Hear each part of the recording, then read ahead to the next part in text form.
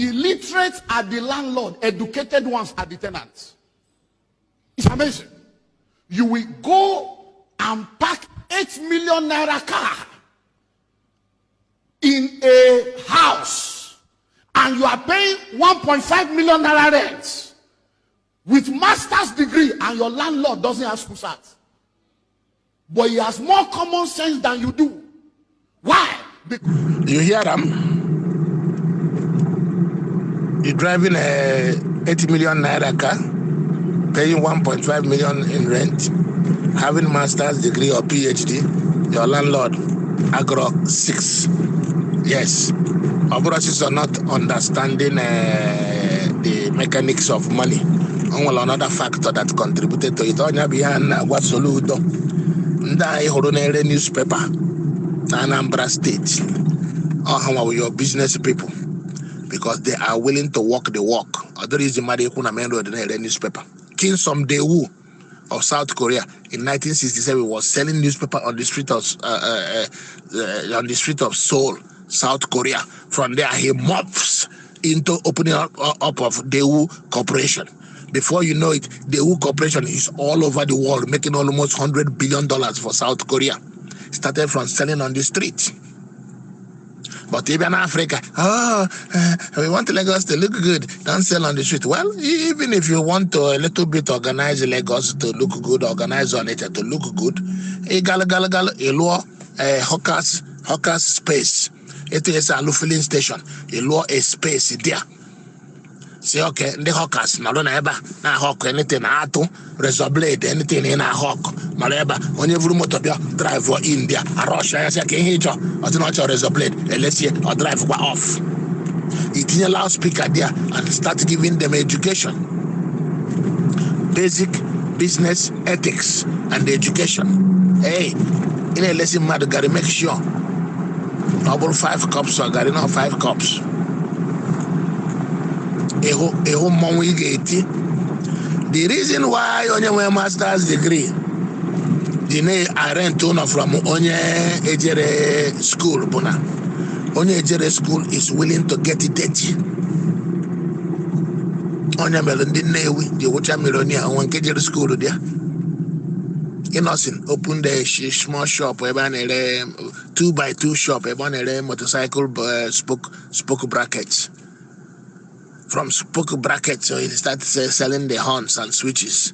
From horn and switches, he starts selling the used one. From used one, he started picking up 3 or 4 and repairing it. From repairing it, he started assembling. He's willing to get dirty. On your way degree with colonial education, I can't come ala.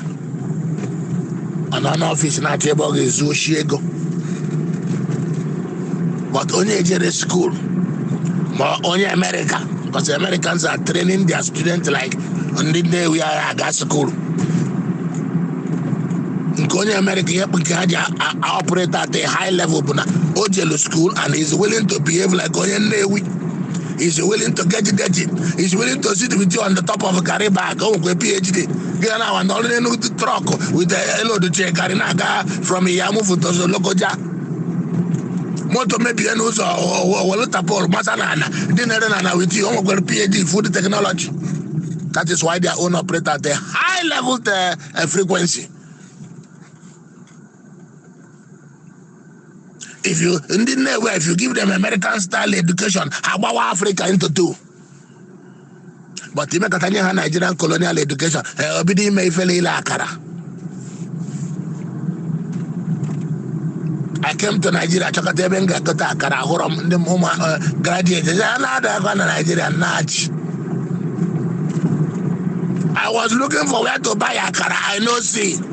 Graduates, another one Nigeria. Is that really? There's no job in Nigeria? I say, okay. I agree with you, there's no job. Oh, yeah, Melo. When master degree, 80 million naira cash, when on your landlord, they are grosses. Landlord there is willing to get dirty. But you ban a badge or so don't badge, but the check of 1 block, my foundation. But the one block, my foundation, or lower the down one, or lower the down one, or now rent, well, lower the second one. Remember, na 3 years of rent. We can lower 10 rooms, now loan churning 3 years of rent, 10 rooms. Only lower the upper one, on a wall rent, well, lower the other upper one. So it's leveraging your money. It's using your money to build his house. Because as a master's degree in either polytechnic, and I just come here, I just come out of this recipe. My girlfriend will see it. I don't pass this kind of job.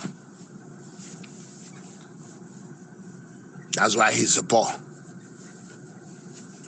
American graduate to be able to go on a poto. So give you granite.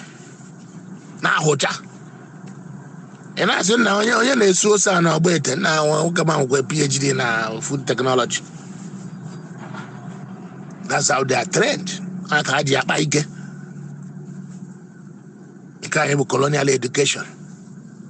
Clean hands. Engineers with clean hands. Somebody go engineering with clean hands. Engineers supposed to be dirty and smelly. Mad, lazy people everywhere.